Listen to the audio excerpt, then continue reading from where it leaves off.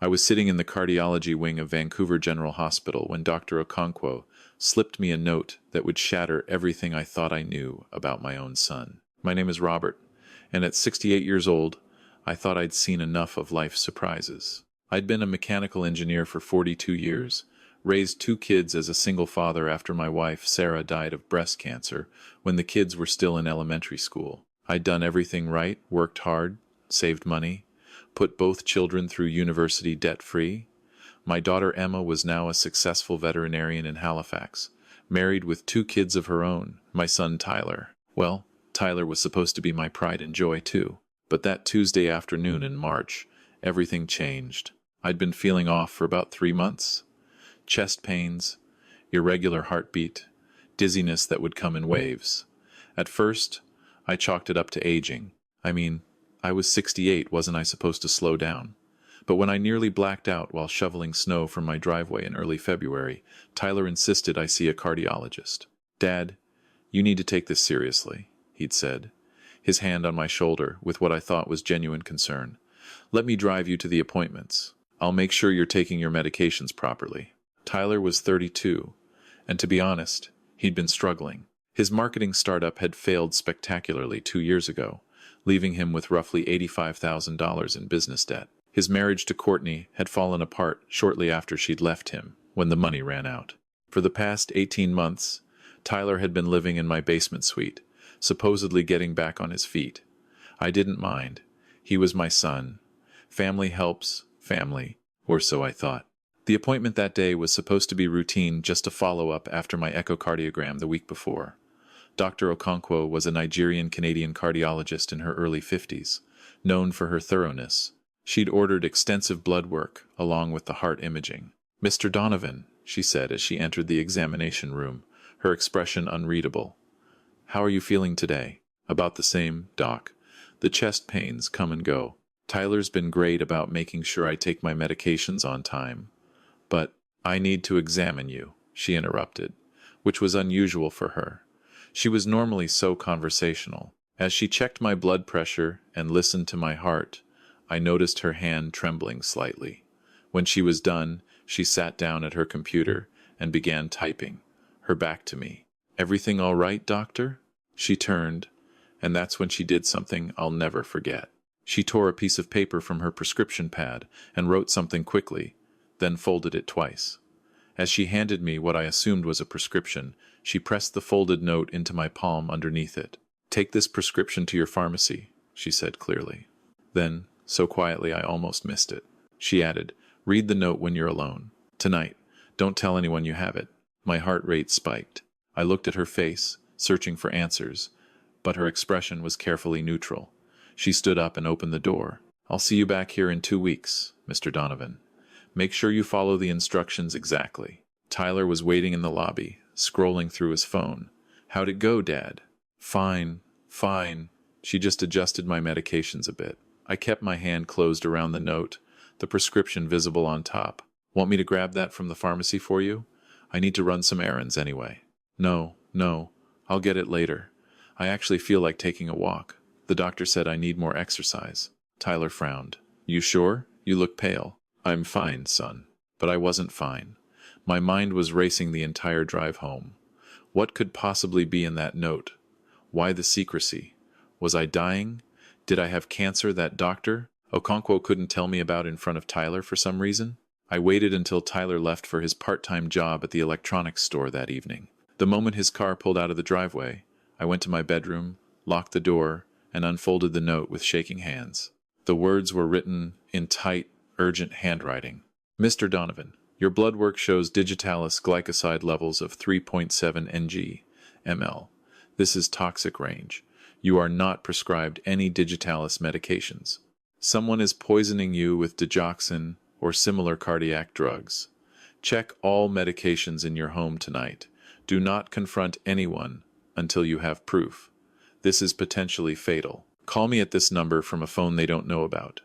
Dr. O." I read it 3 times before the words truly sank in. Poisoning. Someone was poisoning me. The room seemed to tilt. I sat down on my bed, my chest actually hurting now, though, whether from the poison or from shock, I couldn't tell. Who would poison me? I lived alone except for Tyler. The only other people who came to my house regularly were the lawn care service and Tyler. No, no, that was impossible. Tyler was my son. He'd been taking care of me, making sure I took my medications, even preparing my evening tea most nights, because he knew I loved Earl Grey before bed. He'd been so attentive, so concerned about my health. Sons don't poison their fathers, do they? I forced myself to think rationally. Doctor, Okonkwo was a professional. She wouldn't make this accusation lightly. Digitalis poisoning. I pulled out my phone and searched for it. Digoxin, a heart medication that in toxic doses causes irregular heartbeat, nausea, confusion, visual disturbances. In high enough doses, death that would look like heart failure. My symptoms matched perfectly. I looked at my nightstand, where 4 pill bottles sat in a neat row. Tyler had organized them for me in one of those weekly pill organizers, Monday through Sunday, morning and evening. "So you don't forget, Dad," he'd said. With trembling hands, I picked up each bottle and read the labels. Atorvastatin for cholesterol, metoprolol for blood pressure, baby aspirin, vitamin D, all prescribed by my family doctor, Dr. Kowalski. Nothing unusual. But then I opened the metoprolol bottle, the blue pills I'd been taking twice daily for 6 months. I poured a few into my palm and looked closely. They looked slightly different than I remembered. Slightly smaller. A slightly different shade of blue. I pulled out my phone and searched for images of metoprolol tablets. The real ones were bigger than what I was holding. I searched for digoxin tablets. My blood turned to ice. The small, light blue tablets in my palm looked exactly like digoxin 0.25 milligrams. Someone had swapped my blood pressure medication with heart medication that was poisoning me. I couldn't breathe. The walls of my bedroom seemed to close in. This couldn't be real. This had to be a mistake, a mix-up at the pharmacy. Anything but what my mind was screaming at me. But Dr. Okonkwo had said to check all my medications. And to get proof, I thought about my home security system. I'd installed cameras 2 years ago after a series of break-ins in the neighborhood, one facing the front door, one in the living room, and one in the kitchen. The footage stored to a cloud service for 30 days. Tyler didn't know the password. I'd never told him because I'd set it up before he moved in. My hands were shaking so badly I could barely type on my laptop. I logged into the security system's website and started scrolling back through footage. What was I even looking for? I started with last week, fast-forwarding through hours of mundane activity. Me reading the newspaper, Tyler making breakfast, me napping on the couch, Tyler watching TV. Then I saw it. 4 days ago, around 2 in the afternoon, a time when I'd been out getting groceries, Tyler went to my bedroom. I watched him open my nightstand drawer, take out the pill bottles, and then he pulled a different bottle from his pocket. He carefully poured pills from my legitimate medication bottle into his hand, then replaced them with pills from his bottle. He repeated this with 3 of my medications. The whole process took less than 90 seconds. I felt like I was going to vomit. I kept watching. I had to know how deep this went. I found footage from 3 weeks ago. Same thing. Tyler, alone in my room, swapping medications. 6 weeks ago. Again. I scrolled back further. 2 months ago. 3 months ago. My son had been systematically poisoning me for at least 3 months. The chest pains started around Christmas. I remembered now I'd complained about feeling unwell right after New Year's. Tyler had seemed so concerned. "Maybe you should see a doctor, Dad," he'd said. Had he been trying to kill me since Christmas? I forced myself to keep watching footage, looking for something, anything that would explain why. There had to be a reason. Maybe he was mentally ill. Maybe he was having some kind of breakdown. Maybe. Then I found the conversation. It was from 6 weeks ago. I'd been in the bathroom, getting ready for bed. Tyler was in the living room, on his phone. The kitchen camera had picked up the audio clearly. "Babe, I'm telling you, it's working," Tyler's voice. "The doctor said his heart's getting worse. He's already updating his will next week. I made sure to push him on that after his last dizzy spell." A female voice responded, tinny through the phone speaker. "How much longer? I'm tired of waiting. We've been planning this for months. Just be patient, Courtney. We can't rush it, or it'll look suspicious. Another month or 2, max. Once he's gone, the house alone is worth $1.3 million. Plus his retirement accounts. His stocks, we're talking close to $2.4 million total. Courtney, his ex-wife, who apparently wasn't so ex after all. What if someone figures it out? Courtney's voice again. They won't. Digoxin is a heart medication. He's got heart problems. It'll just look like heart failure, especially at his age. The coroner won't even do a full autopsy. Natural causes. Case closed. We've been careful. I only swap out the pills when I know he's out. And I'm the concerned son taking care of his sick father. No one suspects anything. 2 months, Courtney said. That's it, Tyler. Then we're done with this basement suite and we're getting our lives back. First-class tickets to Bali, that condo in Yaletown we looked at. I know, babe. I know. Just trust me. The call ended. I sat there in my bedroom, staring at the frozen image on my laptop screen, my son, smiling as he talked about murdering me for my money. I'd changed his diapers. I'd stayed up all night when he had croup as a toddler. I'd taught him to ride a bike, to throw a baseball, to drive a car. I'd paid for his university education. I'd held him when he cried after his business failed. I'd opened my home to him when he had nowhere else to go, and he was killing me for my inheritance. The grief that crashed over me was like nothing I'd felt since Sarah died. But this was worse, somehow. Sarah's death was cruel and unfair, but it was cancer, not choice. Tyler had chosen this, had chosen to murder his own father, had calculated and planned and executed it with cold precision. I don't know how long I sat there. It might have been minutes. It might have been an hour. But eventually, something shifted inside me. The grief crystallized into something harder, colder. Tyler had made his choice. Now I'd make mine. I called the number Dr. Okonkwo had written on the note. She answered on the first ring. Mr. Donovan? I found proof, I said, my voice surprisingly steady. Video footage. He's been swapping my medications for months, and I have him on audio discussing the plan with his ex-wife. There was a long pause. Thank God you're safe. Mr. Donovan, listen to me carefully. Do not confront him. Do not let him know you know. This is a police matter now. Can you leave your home safely? He's at work until 11. I'm calling Detective Simmons at VPD. She handles elder abuse cases. She'll meet you. She paused. Do you have a friend or family member you can stay with tonight? Emma. My daughter in Halifax. But I couldn't drag her into this. Not yet. She was 7 months pregnant with her third child. I have a friend from my engineering firm, Frank Morrison. He'll let me stay. Good. Pack a bag. Take your medications, all of them, and the bottles. The police will need them as evidence. Take your laptop with the security footage. Can you do that? Yes. Do it now. Text me when you're safe at your friend's house. Detective Simmons will contact you within the hour. I packed quickly. Clothes, toiletries, my laptop, all my medication bottles. I left a note for Tyler on the kitchen counter. Went to stay with Frank for a few days. Need a change of scenery. Don't worry about me. Dad. I wanted to write more. I wanted to ask him why. I wanted to tell him how much he'd broken my heart. But what was the point? Frank was shocked when I showed up at his door at 9:30 at night, but he didn't ask questions, not then. Guest room's all yours, Rob. Stay as long as you need. Detective Simmons called at 10:15. She was professional, thorough, and thankfully, she believed me immediately. Mr. Donovan, elder abuse cases involving family members are unfortunately more common than people realize. The fact that you have video and audio evidence is extraordinary.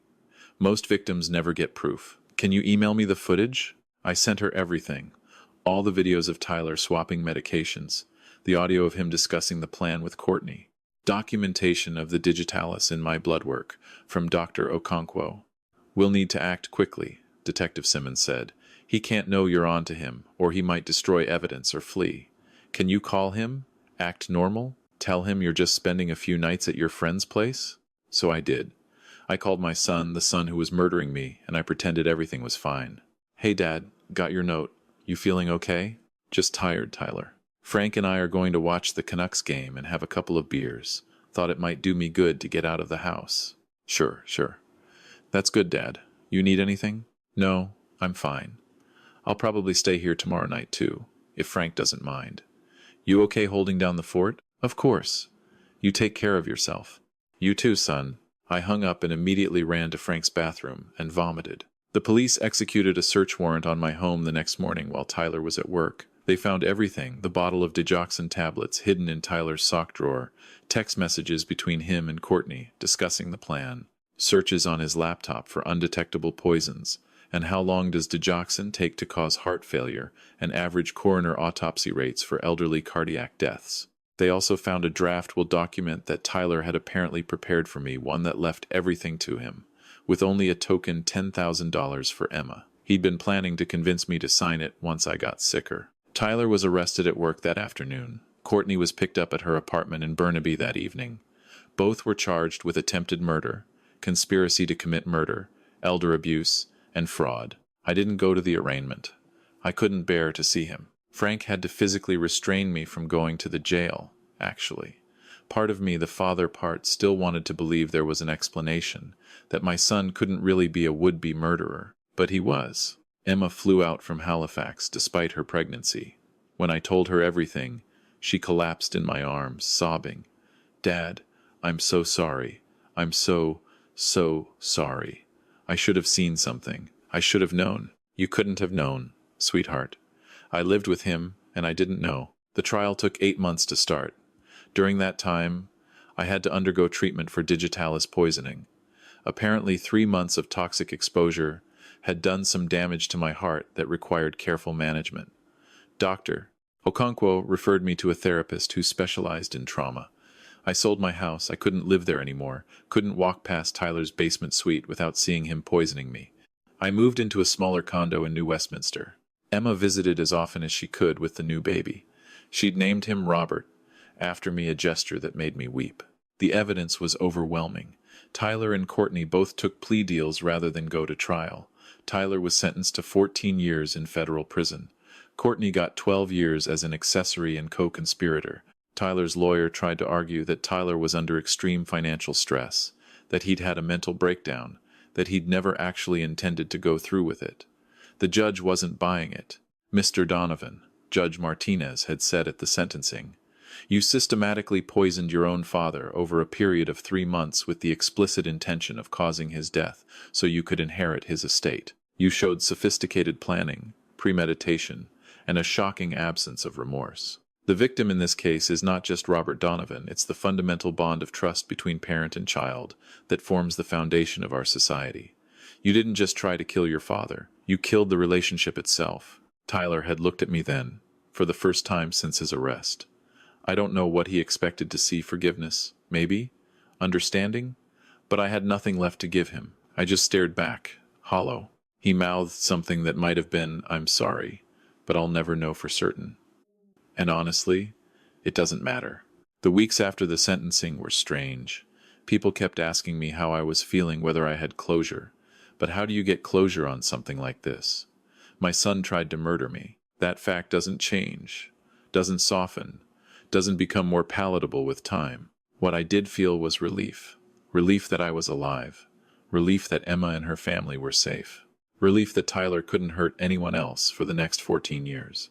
And I felt gratitude, profound, overwhelming gratitude for Dr. Okonkwo. If she hadn't caught the digitalis in my blood work, if she hadn't had the courage to slip me that note, I would be dead right now. Tyler and Courtney would be living in my house, spending my money, and Emma would be grieving a father who died of natural causes. Dr. Okonkwo saved my life by paying attention, by trusting her instincts, by taking a risk. I wrote her a letter after the trial ended. "Dr. Okonkwo, I don't have adequate words to thank you. You gave me my life back. You gave me the chance to meet my new grandson. You gave me justice. But more than that, you reminded me that there are still good people in this world who pay attention, who care, who act when something isn't right. Thank you for being one of those people." "Robert," she wrote back, "Mr. Donovan, in medicine, we're taught to look for patterns that don't fit. Your symptoms didn't match your test results. Your decline didn't match your medications. Something was wrong. I'm just grateful I noticed before it was too late. Thank you for having the courage to investigate and act. Many victims don't. Dr. O. It's been 18 months now since Tyler's sentencing. I'm 70 years old. My heart has recovered mostly. The physical damage from the digitalis is manageable with proper medication. The emotional damage, that's harder to quantify. I don't have contact with Tyler. He's written me letters from prison, dozens of them. I've burned every single one without opening them. People tell me that's harsh, that maybe I should read them. that maybe he's genuinely sorry now. But here's what I've learned. Some bridges once burned should stay burned. Tyler made his choice when he decided my money was worth more than my life. When he poured those first poison pills into my medication bottle. When he smiled at me and said, "Take care of yourself, Dad," while actively ensuring I wouldn't. I made my choice when I decided I wanted to live. Emma asks sometimes if I think I'll ever forgive him. I tell her the truth. I don't know. Maybe in another decade, when I'm 80 and Tyler's in his 40s. Maybe when enough time has passed that the memories don't feel so raw. Maybe never. What I do know is this. I'm alive. I'm spending time with my daughter and my grandchildren. I volunteer at the hospital twice a week, helping other seniors navigate the healthcare system. I've even started dating again a lovely woman named Patricia who works at the library and makes me laugh. I'm living the life Tyler tried to take from me. And every night before bed, I think about the people who saved me. Dr. Okonkwo, who noticed what didn't fit. Detective Simmons, who believed me and acted quickly. Frank, who gave me shelter without question. Emma, who flew across the country while 7 months pregnant to be by my side. These are my family now. Not by blood, but by choice. By action. By love that's proven, not just claimed. If there's anything I want people to take from my story, it's this. Trust your instincts. If something feels wrong, investigate. If a doctor warns you, listen. If someone's behavior doesn't match their words, pay attention. And most importantly, document everything. My security cameras saved my life. Without that footage, Tyler's word would have been against mine. I'd be dead, and he'd be free. Elder abuse happens more often than anyone wants to admit.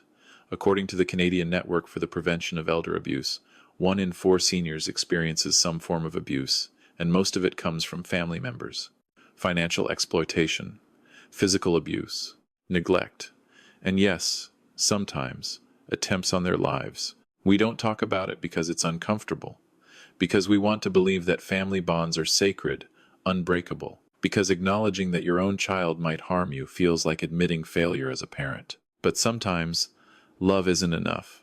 Sometimes, people choose money over morality. Sometimes, the monster isn't a stranger, it's the person sitting across from you at the dinner table. Dr. Okonkwo told me something during one of my follow-up appointments that I think about often.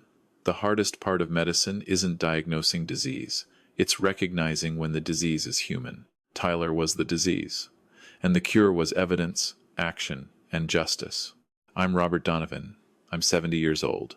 I'm a survivor of attempted murder by my own son, and I'm still here. If you're reading this and something in your gut is telling you that something's wrong with a family member, with your medications, with your safety, trust that feeling. Talk to your doctor. Document what you can. Reach out to Adult Protective Services. Call the police if necessary. Your life is worth saving, even if the person threatening it is someone you love. Especially if the person threatening it is someone you love. Because in the end, real family doesn't poison you. Real family doesn't calculate your death for profit.